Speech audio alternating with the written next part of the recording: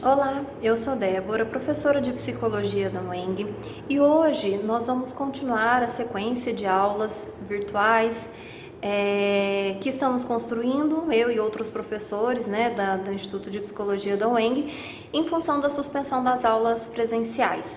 No vídeo de hoje eu vou trazer para vocês o debate sobre a separação dos pais e a alienação parental.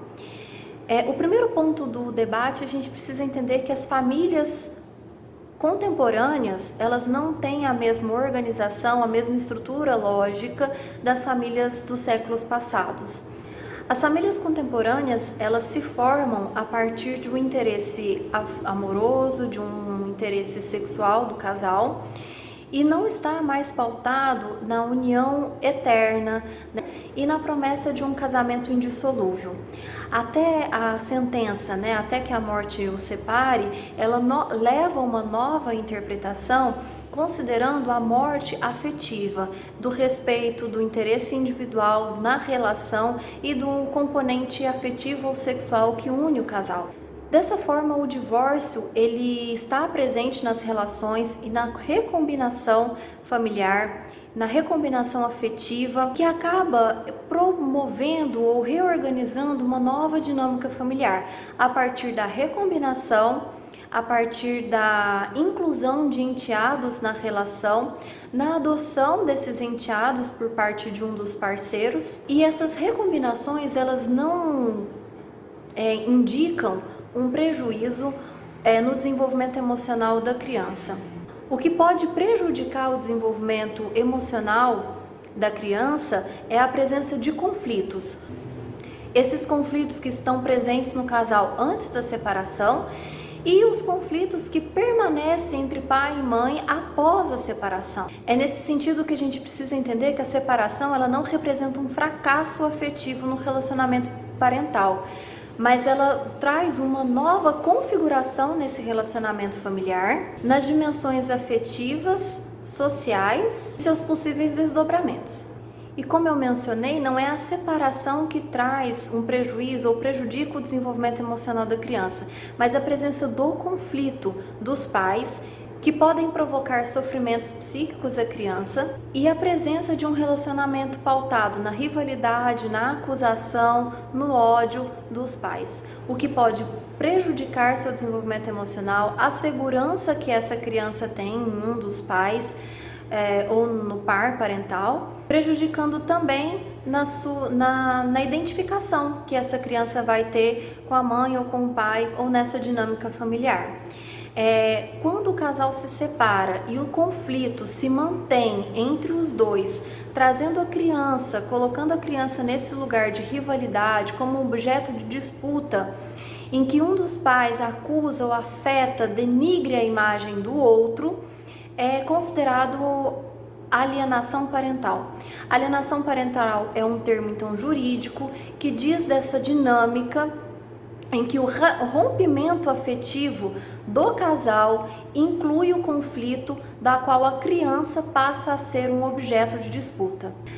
Alienação parental é uma prática passível de censura jurídica em que a parte alienada, ou seja, aquele que sofre o poder da alienação parental, pode buscar ou recorrer a instâncias jurídicas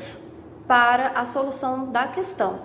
Por definição, vou apresentar um trecho para vocês da Lei 12.318, de 26 de agosto de 2010, que indica a alienação parental com os seguintes termos.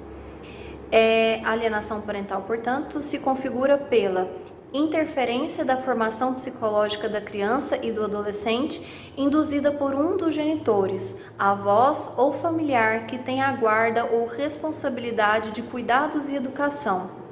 interferindo em seus laços afetivos com um ou mais membros da família. Então aqui a gente já vê uma definição ampla da alienação parental. Não é só dos pais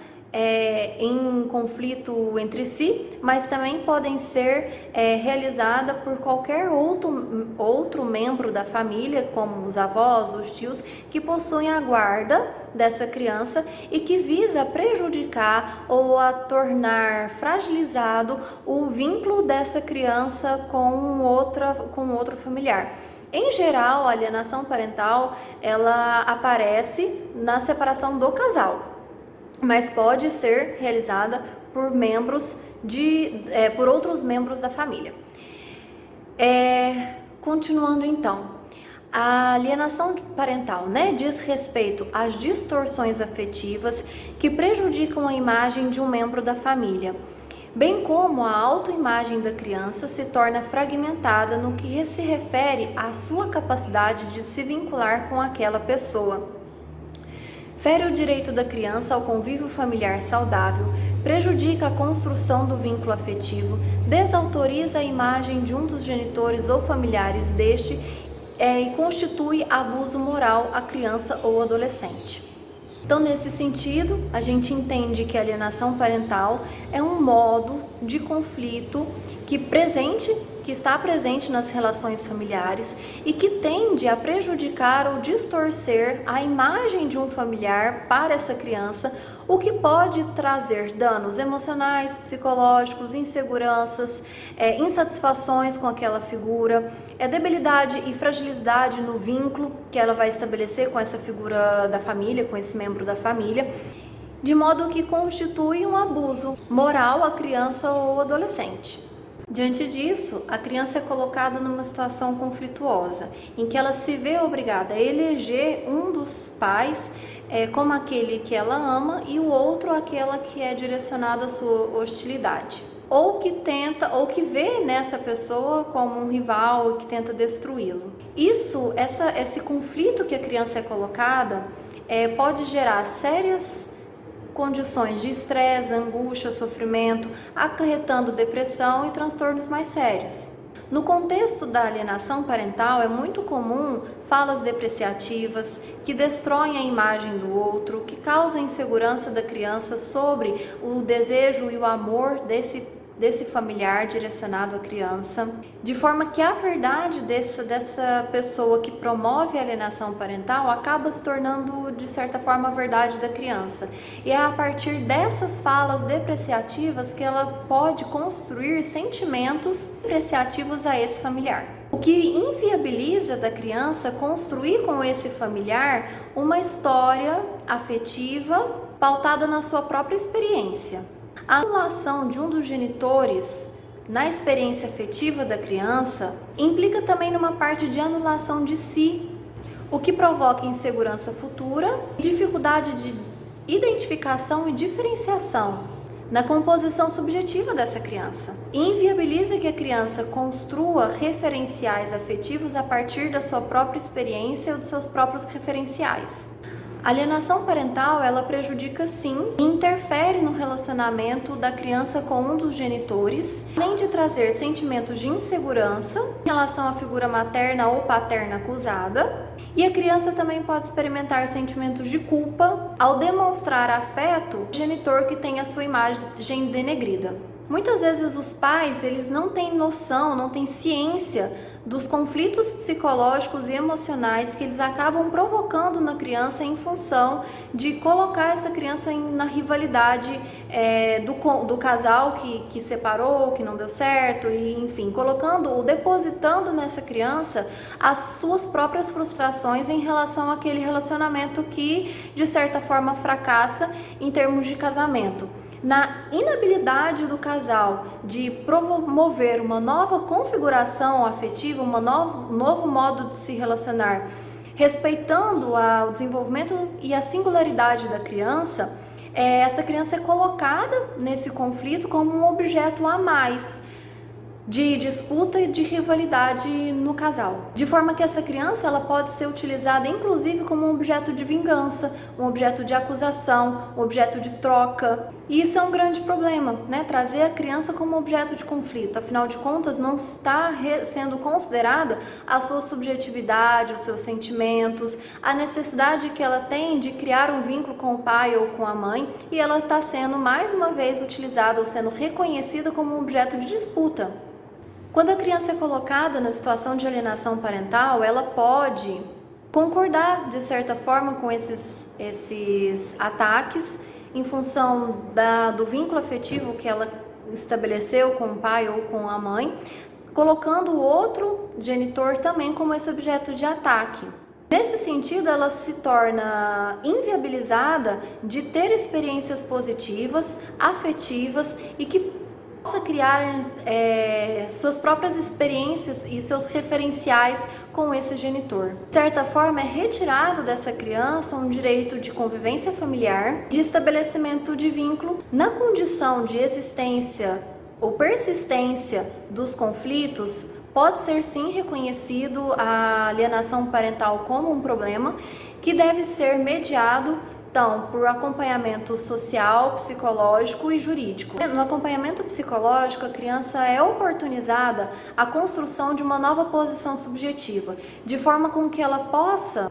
construir uma imagem parental pautada nas suas próprias impressões, reorganizar os seus afetos para um melhor desenvolvimento psicológico e emocional e se prevenir diante dos sofrimentos psíquicos causados pelas mensagens degradantes ou pelas mentiras implícitas e explícitas direcionadas à criança em relação àquele familiar, o pai ou a mãe que está tendo a imagem regrida. É nesse sentido que o acompanhamento psicológico também deve se estender a alguns diálogos com os pais, seja na modalidade de casal, seja na modalidade individual, tentando proporcionar um espaço de escuta e reflexão diante de uma nova configuração familiar, de forma com que a criança possa ser reconhecida enquanto um sujeito, enquanto uma criança, uma pessoa em desenvolvimento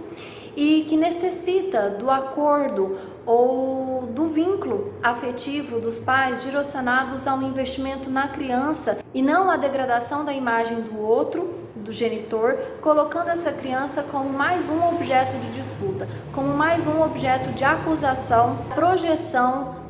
das frustrações e fracassos desse relacionamento ou dessa união, né, que se dissolveu. É possível um novo acordo de relacionamento e de se relacionar com a criança e com as novas formações familiares possíveis a partir da separação e dos novos casamentos.